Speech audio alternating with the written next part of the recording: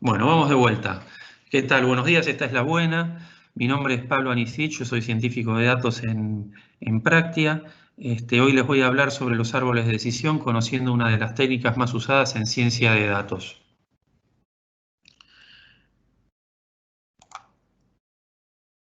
La charla que les voy a dar entonces es sobre los árboles de decisión, conociendo una de las técnicas más usadas en ciencia de datos. Les comparto la pantalla. Ahí está. Bueno, ¿por qué vamos a hablar de árboles de decisión? Bueno, porque dentro de los algoritmos top en ciencia de datos y machine learning, los árboles de decisión ocupan el segundo lugar, para que se den una idea, en el uso.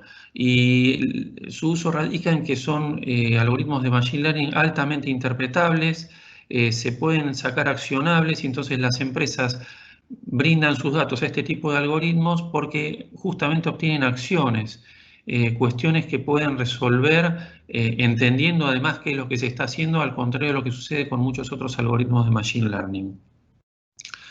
Bueno, así que vamos a empezar con la agenda. Vamos a ver brevemente qué es un árbol de decisión con un ejemplo muy sencillo. Luego vamos a construir un árbol de decisión.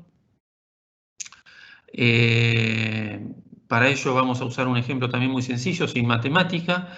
Vamos a ver un repaso muy breve de lo que es el proceso de aprendizaje en Machine Learning, simplemente para aplicarlo a dos ejemplos. A un ejemplo que vamos a hacer un árbol de decisión con el dataset IRIS de acceso público para un problema de clasificación y otro árbol de decisión para un problema de regresión con unos datos sintéticos que elaboré yo mismo. Finalmente les menciono brevemente qué son los ensambles. Vamos a comenzar entonces. Bueno, un árbol de decisión se plantea en términos de escenarios y de decisiones y de experiencia. Un árbol bien sencillo para ver esto es justamente preguntarse si tengo que salir, qué pasa cuando está lloviendo, qué acciones tomar. Entonces, si está lloviendo, en este árbol vemos que, si no llueve, primero que no voy a llevar nada, pero si está lloviendo, tengo que llevar un paraguas para no mojarme al salir, ¿no? Entonces, compliquemos un poquito los escenarios y vamos viendo qué decisiones vamos tomando. Si está lloviendo y está ventoso además, y no está ventoso, vamos a llevar un paraguas. Pero si está lloviendo y está ventoso, voy a llevar una chaqueta de agua para no mojarme porque el paraguas no me va a cubrir. Compliquemos un poco más el escenario aún y entonces ahora tenemos que si está lloviendo, pero no está ventoso, llevo paraguas. Si está lloviendo y está ventoso, pero no extremadamente ventoso, llevo una chaqueta de agua. Y si está lloviendo, está ventoso y está muy ventoso, entonces lo que me conviene es directamente quedarme en mi casa. Entonces este ejemplo de árbol muy sencillo tiene algunas observaciones para hacer muy claritas. Primero, que está construido en base a la experiencia, ¿sí? Segundo, que está constituido por una serie de reglas que están concatenadas entre sí. Y tercero, que me da accionables, claramente me da accionables y me permite tomar decisiones. Bien, ¿cómo construir un árbol de decisión? Cuando nosotros hablamos de datos, justamente ya no estamos hablando de experiencia. Nosotros no tenemos la parte de experiencia para ir construyendo el árbol de decisión y que me queden las reglas. Lo que tenemos en vez de eso son los datos.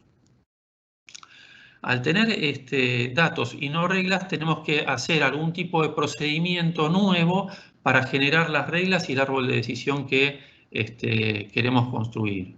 Bueno, hagamos un ejemplo para que va a ser lo más fácil y vamos a hacerlo en función de esta propuesta. Ella le propone a él y nosotros queremos saber la respuesta de él basado en atributos, por ejemplo, ¿no? Entonces vamos a tener una serie de individuos, ¿sí?, que tienen sus respuestas a la propuesta sí, no, y que tienen ciertos atributos. Los atributos son la forma de la cabeza, que puede ser cuadrada o circular, la forma del cuerpo, que puede ser ovalado o rectangular, y el color del cuerpo, que puede ser blanco o negro. Obviamente, en nuestro set de datos, nuestra variable objetivo es sí o no, la respuesta, eso es lo que nos interesa. Y lo que tenemos que hacer ahora es construir el árbol de decisión basado en este problema. Bien, entonces, ¿cuál es el atributo más útil? Y bueno, yo cuando hago un árbol de decisión lo que quiero hacer es separar en grupos. que sean los más homogéneos posibles. Ese es el objetivo de un árbol de decisión cuando hablamos de datos, ¿sí? Y bueno, ¿qué significa ser más homogéneo posible? Y bueno, por ejemplo, aquí abajo tenemos un conjunto de individuos que tienen la respuesta bien homogénea.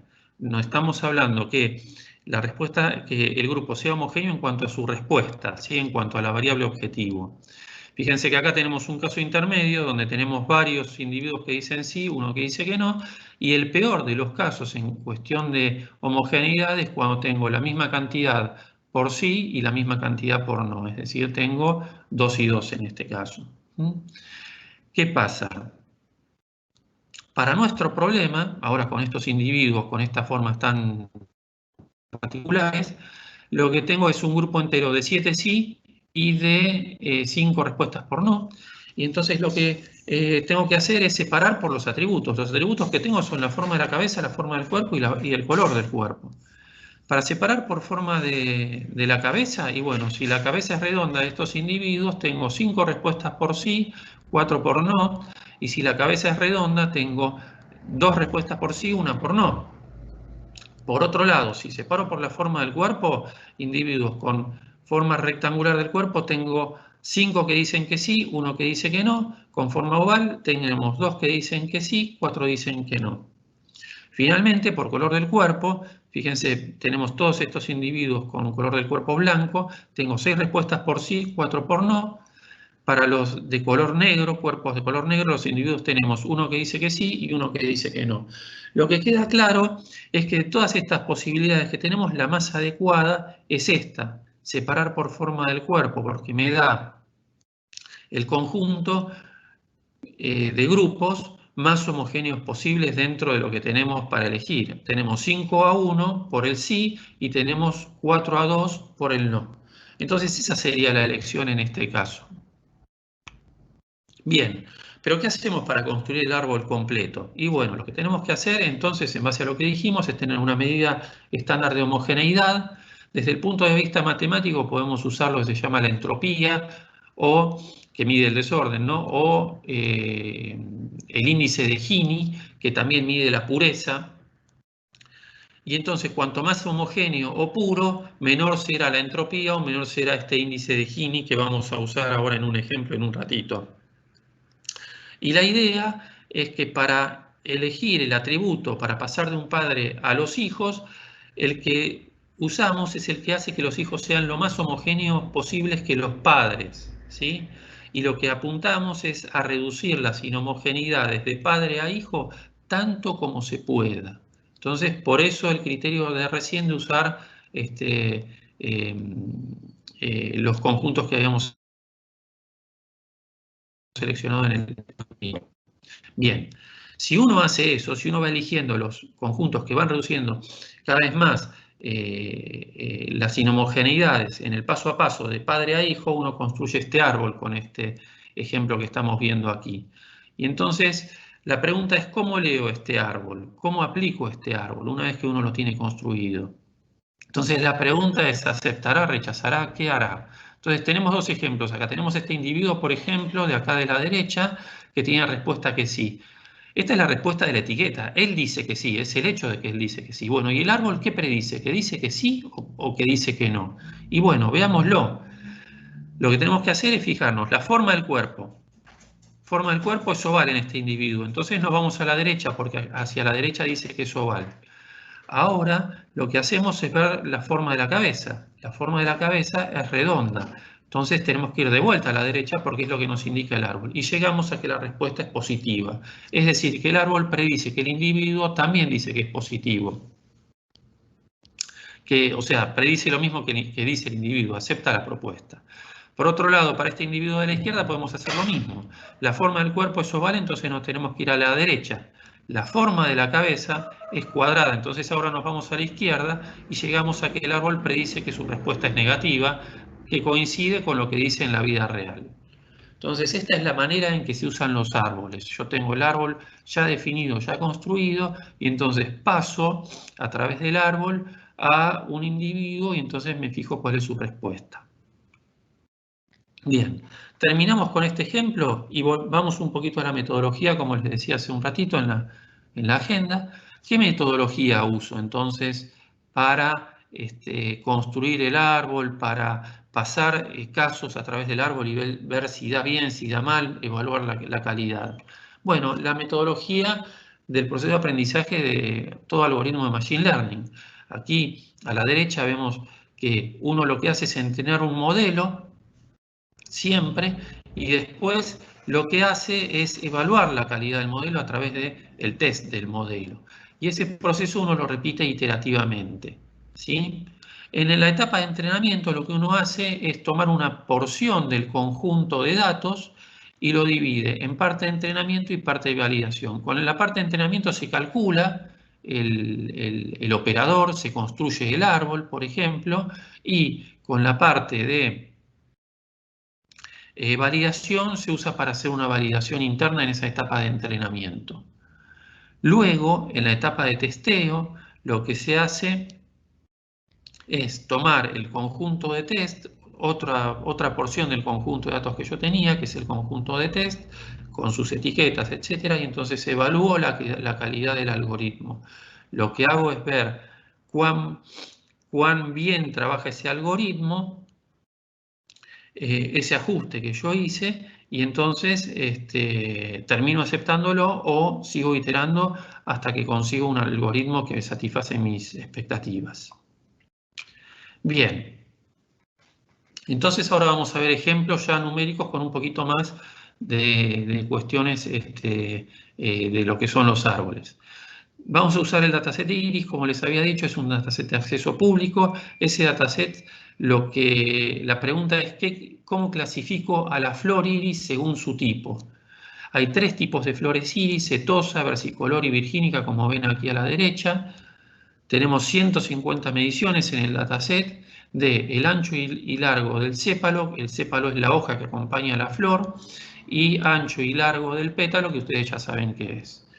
Cada una de esas mediciones tiene su etiqueta, es decir, si es setosa, si es versicolor o si es virgínica, justamente porque necesito entrenar y testear, necesito evaluar. El conjunto de entrenamiento que voy a tomar para este ejemplo son 120 mediciones de esas 150 y el conjunto de test van a ser 30 mediciones. Empecemos entonces haciendo algunos experimentos numéricos. Lo primero que vamos a hacer es calcular un árbol lo más sencillo que sea posible. Y eso es cuando tengo un único nodo, ¿sí?, que separa una única separación en 2 grupos. Entonces, ¿cómo leo este árbol? Bueno, el nodo de arriba que tiene la separación es el nodo padre. Ahí es donde vamos a tener toda la estadística de todo el conjunto de datos porque es el primer nodo. Fíjense que acá tengo 120 muestras que corresponden a las 120 muestras del conjunto de entrenamiento. Tengo además el índice de Gini, que es 0,66, es un valor alto. ¿Por qué? Y porque es altamente inhomogéneo este conjunto. Fíjense que donde dice valor tenemos 43 mediciones de setosa, 38 de versicolor y 39 de virgínica. Está bien, dominan las de setosa, eso es lo que me está diciendo acá abajo la clase, pero es un nodo altamente inhomogéneo. Nosotros lo que queremos hacer es, a través de la división de sépalo por longitud de sépalo menor o mayor que 5,55, lo que queremos hacer es aumentar la homogeneidad de los nodos hijos. Bueno, fíjense, cuando se cumple la condición que la longitud de sépalo es menor que 5,55, es cuando dice true, o sea, siempre me tengo que ir a la izquierda. Cuando no se cumple esa condición, es false, me tengo que ir hacia la derecha. Bueno, en el nodo de la izquierda, primero fíjense cómo bajó el índice de Gini, es decir, el nodo es muchísimo más puro, mucho más homogéneo que el nodo original. Fíjense que tengo 51 muestras y los valores que tengo son 41 mediciones de setosa, 9 de versicolor y 1 de virgínica, con lo cual en este nodo domina la clase setosa y es como yo clasificaría a toda flor que cumple con la condición de que sépalo menor o igual, longitud de sépalo menor o igual que 5,55 centímetros. Este otro nodo, bueno, fíjense, el índice de Gini también bajó, es más homogéneo, un poco más homogéneo. Fíjense que tengo 2 setosa, 29 versicolor, 38 virgínica. Como las virgínicas son las que dominan, entonces es el nodo, como es, clasificado como virgínica en este caso. Bueno, fíjense que este árbol, además, no lo dije, lo estoy calculando con longitud y ancho de sépalo nada más. Estoy tomando nada más que 2 variables de las 4 que yo tenía. Y eso es para poder representar gráficamente de otra manera lo que va haciendo el árbol. Fíjense que acá yo tengo la longitud del sépalo en el eje X, el ancho del sépalo en el eje Y, y yo lo que hago es graficar esta condición que me está dando el nodo padre para la separación aquí, en el plano. Y entonces lo que obtengo son 2 regiones rectangulares. Eso es lo que estoy haciendo con el árbol. Estoy partiendo al plano inicialmente en 2 porciones rectangulares y voy viendo cómo van quedando esas porciones en cuanto a homogeneidad. Fíjense que, bueno, por ahora es una anécdota. Vamos a seguir en el experimento numérico y ahora lo que vamos a hacer es calcular un árbol que tenga de profundidad 2. Es decir, ahora tengo 2 niveles de nodo padre. Primer nivel de nodo padre, segundo nivel de nodo padre. Y tengo los nodos hijos, obviamente. Bueno, las observaciones que podemos hacer de este experimento numérico, más allá de que ya sabemos cómo leer este árbol, son las siguientes. Entre los nodos hijos, acá me aparece uno, este de aquí, que está dominado por la clase setosa, que tiene 40 mediciones de la clase setosa y uno de la versicolor nada más. Fíjense que el índice de Gini me está dando un valor muy próximo a 0, es un valor extremadamente bajo, con lo cual el nodo es muy puro. Fíjense que justamente tenemos nada más que un elemento en discordia para que sea perfectamente puro. Caso en el que ese nodo sería igual, digamos, el índice Gini de ese nodo sería igual a 0. Volvemos a ver cómo va quedando la partición en este espacio bidimensional y fíjense que ahora agregué condición de ancho de sépalo menor que 2,8 aquí a la izquierda, que es esta condición de aquí, esta línea recta horizontal, y después longitud de sépalo menor que 6,15, es esta línea recta vertical de aquí, y entonces tenemos también las particiones que van produciendo el árbol. Fíjense nuevamente que en esta partición de aquí uno observa mucha homogeneidad, porque estamos viendo el reflejo de lo que sucede en el árbol. Tenemos nada más que una muestra de una clase distinta. El resto son todas las de la clase setosa. ¿Sí? Bueno, podemos seguir con el árbol y entonces ahora en nuestro experimento numérico hacemos un árbol que tiene 3 niveles de nodos padres. Entonces vamos construyendo cada vez un árbol que nos va dando más respuestas. Fíjense que ahora, dentro de esas respuestas tenemos cosas muy deseadas y cosas no deseadas. Por ejemplo, tenemos aquí, en este nodo de aquí, donde domina cetosa, tengo 35 valores de cetosa, el índice de Gini dio 0. O sea, obtuve un nodo que es totalmente homogéneo. Es lo que yo quiero en general, es lo que idealmente yo quisiera. ¿Sí? Uno quisiera tener este tipo de nodos en los árboles, nunca los tiene o casi nunca los tiene y se tiene que conformar siempre con algo menos. Pero a esto uno apuntaría en el caso ideal.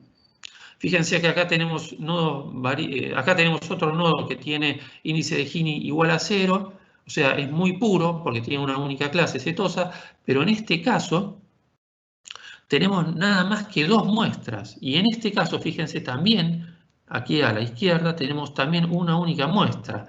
Estos 2 casos son casos que son lo que no queremos. ¿Por qué? Porque son nodos hijos, nodos hoja, que tienen muy pocas muestras. Caso que me está reflejando que el árbol, ya en vez de aprender del conjunto de entrenamiento, está sobreaprendiendo, está sobreajustando el conjunto de entrenamiento y va a empezar a perder poder de predicción. Aprende, memoriza el conjunto de entrenamiento y pierde poder de predicción cuando yo tengo que ir al conjunto de test, por ejemplo, o cuando tengo casos nuevos para predecir. Fíjense que acá cuando estoy viendo la partición en el espacio bidimensional, acá me aparece justamente esta partición que es pura, que ideal, me encanta, pero por otro lado tengo esta partición que tiene una única muestra, esta partición que tiene 2 únicas muestras y entonces estamos en el caso en que tenemos sobreaprendizaje. Bien, hasta acá llegamos con el experimento numérico para ir construyendo el árbol.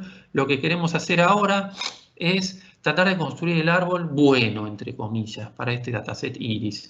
y evaluar un poquito cómo queda.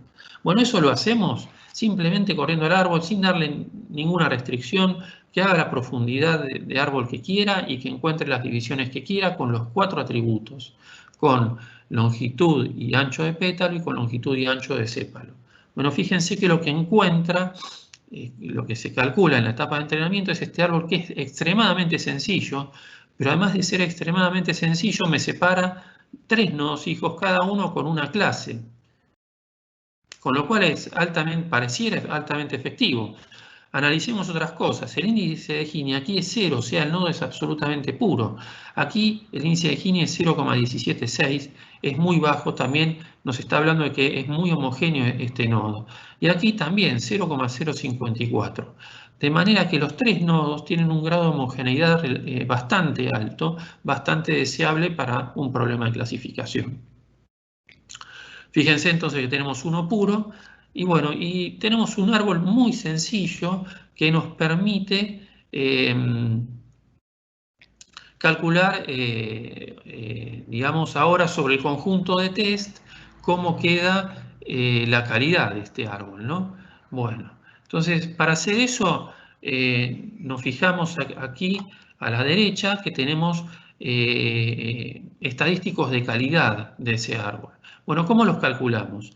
Tomamos el conjunto de test, en el conjunto de test ahora tenemos 30 elementos, recuerden, tenemos que cada uno de esos elementos tiene su etiqueta de tipo de flor a la que pertenece y entonces podemos comparar lo que prediga el árbol al recorrer estas condiciones con esas mediciones contra el dato real.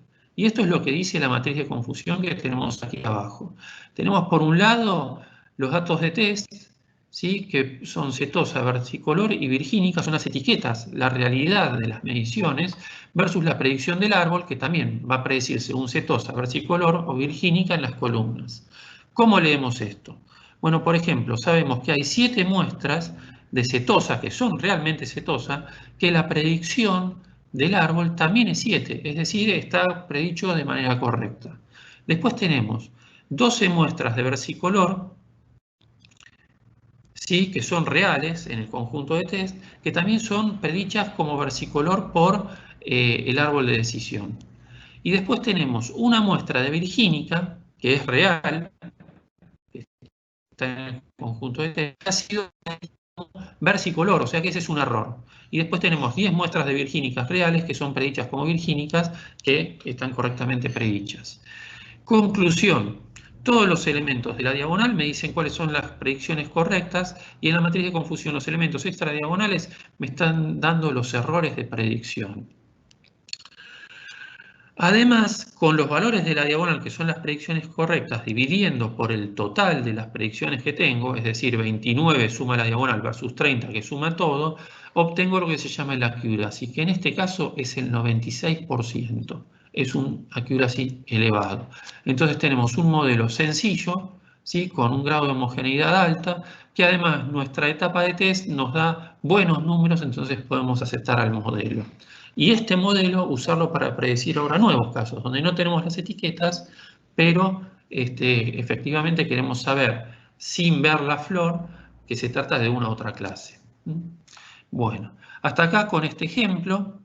Ahora lo que vamos a hacer es preguntarnos qué pasa si necesito ajustar variables continuas ahora. Es decir, yo tengo variables predictoras que necesitan predecir una variable continua. Es decir, lo que yo quiero hacer es aproximar a través de una función a una variable continua. Bueno, ¿qué es lo que se tiene que hacer en ese caso? Lo que veíamos en la agenda, árboles de regresión.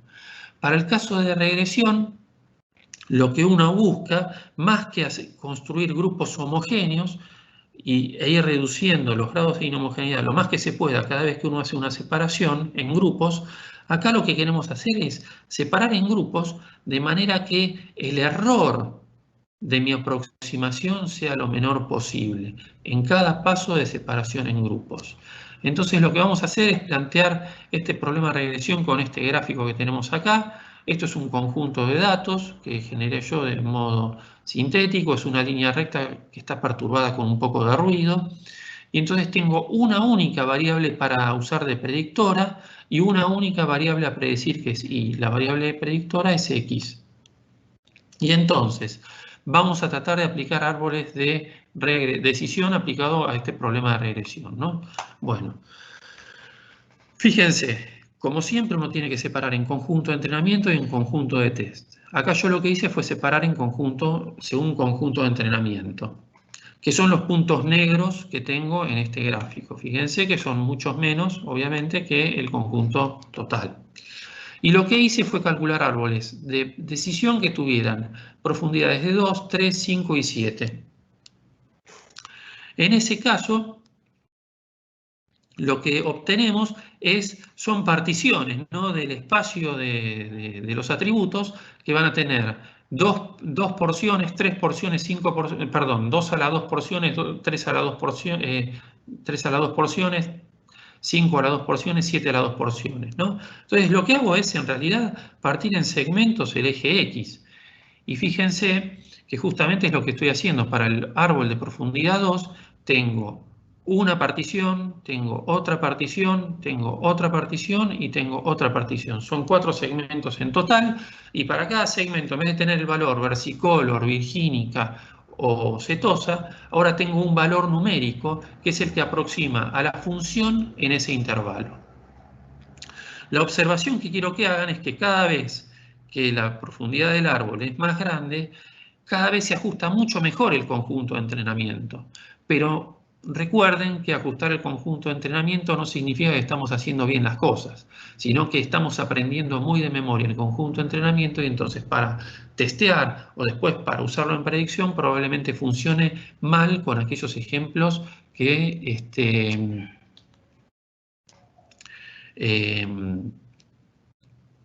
funcione mal con aquellos ejemplos que son nuevos, ¿no? Que digamos no están incluidos en el conjunto de entrenamiento. Entonces, siempre hay que evitar memorizar el conjunto de entrenamiento. Bien, veamos qué pasa con el conjunto de test. Separé un conjunto de test, entonces ahora lo que hago es, sobre cada una de las particiones que tengo, yo ya tengo el valor desde la etapa de entrenamiento, ya tengo el valor con el que aproximo a la función, entonces simplemente lo pongo. Repito lo que me dice la etapa de entrenamiento. Pero ahora, con estos valores, ¿no? Por ejemplo, tomando este punto de acá, tendré que ver en qué partición cae esta X, y entonces me fijo en el conjunto de entrenamiento, en el operador ya entrenado, qué valor me da cada uno de los árboles. Y entonces eso es lo que me están representando las curvas de colores. Bien, lo que se observa es entonces, fíjense que lo más interesante es ver justamente la parte de sobreajuste, de sobre aprendizaje. Porque fíjense que la curva roja, que es la de máxima profundidad en los árboles, predice, pero alejado a los puntos, contrariamente a lo que uno pensaría. Como predije mejor en el entrenamiento, tendría que predecirme mejor en el test. Y no sucede así. Al contrario, las predicciones están en muchos casos bastante alejadas de la curva roja respecto de las curvas de menor profundidad de árbol, ¿no? Por ejemplo, fíjense que acá la curva azul está mucho más próxima a estos valores que yo quiero predecir que la curva roja, con lo cual el árbol que tiene profundidad 3, o sea, tiene 3 niveles de nodos padres, predice mejor que el que tiene 7 niveles de nodos padres. Entonces, acá nuevamente estamos viendo cómo se predice de acuerdo al conjunto de test, y una manera de evaluar la calidad, que no lo estamos haciendo aquí, pero bueno, que la digo, es por ejemplo calcular el error medio, digamos, de todas las predicciones para cada uno de los árboles, y entonces ver cuál es el más conveniente de elegir, ¿no? Pero bueno, acá nos tenemos que quedar justamente con cómo calcular árboles de regresión, y que además las predicciones, cuando hay sobreaprendizaje, sobreajuste u overfitting en inglés, se pueden degradar mucho en esos casos. ¿Bien? Bueno, vamos a ver entonces finalmente qué es un ensamble. Para ver qué es un ensamble, vamos a preguntarnos en realidad cuánto pesa un toro para explicarlo, y pasamos entonces al problema. Bien, Supongamos que tenemos un toro y le preguntamos a gente, a distintas personas que me digan cuánto pesa el toro. Entonces, dentro de las personas que nos van a decir alguna respuesta, algunos van a subestimar esa respuesta, nos van a dar valores menores que el valor real, que aquí está en verde. Por otro lado, vamos a tener gente que va a sobreestimar el valor del peso, o sea, nos va a dar valores del peso del toro que son mayores o mucho mayores en algunos casos que el peso real del toro. Entonces voy a tener una serie de mediciones o de estimaciones que son inexactas. Lo que yo podría hacer para tener una medición más exacta es tomar todas esas estimaciones de personas individuales y agregarlas en un promedio, por ejemplo. Las sumo todas y les divido por el número de mediciones y obtendría un resultado. Ese resultado va a ser más preciso. Fíjense cómo con todas estas mediciones en rojo, si saco el promedio, voy a estar muy próximo al valor real. Entonces ese es el principio de los ensambles. En el caso que estamos analizando nosotros es en los ensambles de árboles. El principio es que tomo muchas respuestas individuales que son débiles, que son inexactas, y entonces construyo una que es mucho más robusta y que es mucho más exacta. Ese es el principio, aprovechar muchas respuestas para tener una respuesta más exacta. Entonces vamos a aplicarlo a árboles, eso, y vamos a contarles cómo se construyen entonces los distintos ensambles. Hay dos tipos de ensambles que les quiero contar, que son, uno es a través del algoritmo de Baggin y otra es a través del algoritmo de boosting. Y justamente lo que hace es aprovechar que un único árbol es un aprendiz débil, pero que muchos árboles pueden votar y entonces pueden mejorar, pueden hacer una estimación más robusta de un problema de clasificación o de un problema de regresión. Bueno, ¿en qué consiste el bagging y en qué consiste el boosting? Bueno, el bagging, primero, significa bootstrap aggregating. Esto es bootstrap por el método que uno toma para hacer el muestreo, y aggregating porque simplemente está agregando las respuestas de muchos árboles para tener una respuesta única. ¿Cómo se construye? ¿Cómo se hace en este algoritmo? Bueno, yo lo que tengo es un conjunto de entrenamiento, como siempre, y lo que hago es tomar de ese conjunto de entrenamiento una muestra aleatoria. Construyo un árbol y obtengo clasificaciones para datos. De la misma manera, construyo un segundo árbol. ¿Cómo lo construyo? Y agarro el mismo conjunto de entrenamiento, pero ahora tomo otra muestra aleatoria, ¿sí? Y construyo el árbol de decisión. De la misma manera, sigo construyendo muchos árboles y entonces supongamos que tengo n árboles.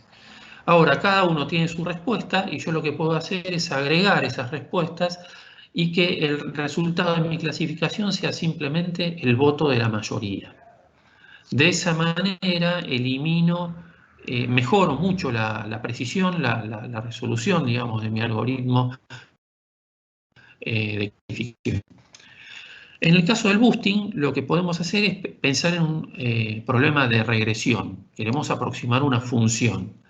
Para aproximar una función, lo que podemos hacer es tomar el conjunto de entrenamiento que tenemos en el problema dado y hacer una regresión, o sea, aproximar la variable target a través de una función, un árbol, ¿sí? Un árbol de regresión que me va a dar cierta precisión, va a tener cierto error ese árbol, y ese error lo puedo traducir en residuos, ¿sí? Para cada observación que tengo, yo puedo calcular el valor de la predicción menos el valor de la predicción, pero del valor real, digamos, de esa variable que yo quiero predecir. Y ese es un residuo, esa diferencia. Bueno, tengo todos los residuos para un árbol.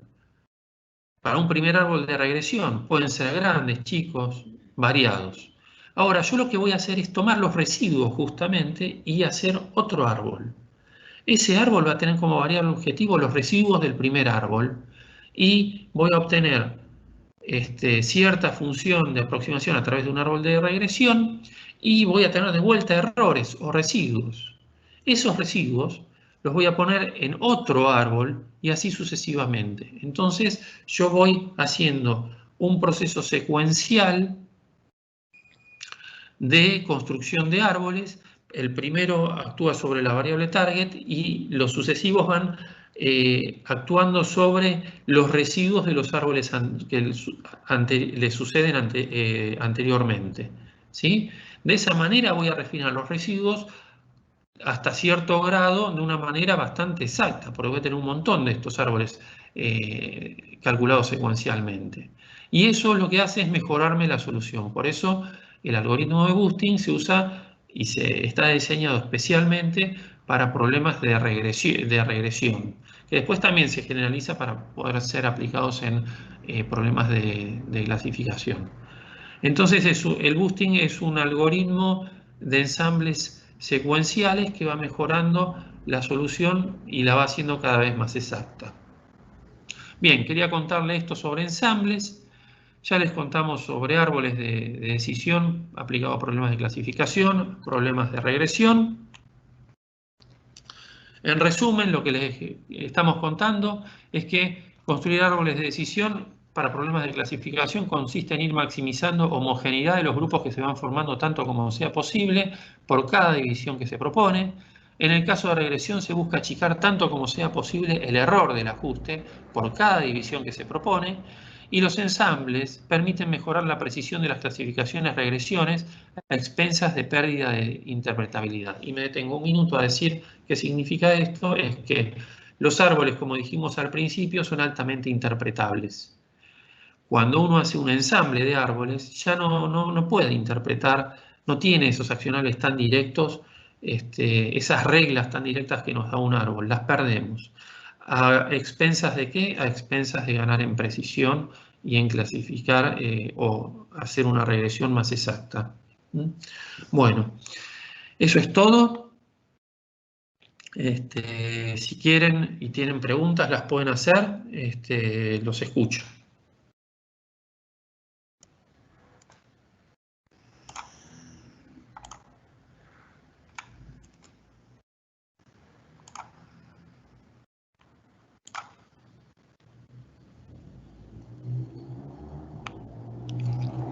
¿Tienen alguna pregunta?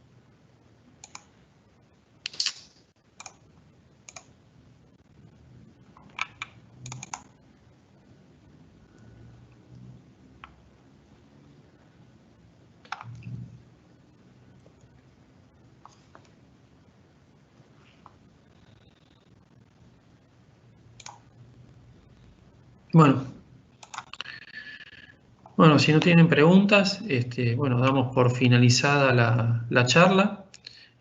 Muchas gracias por estar todos presentes. Y bueno, quedamos a disposición. Les recomiendo las charlas que se van a ir dando en Practi Academy. Va a haber charlas sobre pandas de Python, va a haber charlas sobre Canine, que es una aplicación para hacer todo este tipo de estudios y de análisis, así que bueno, no se las pierdan. Desde ya, muchas gracias a todos.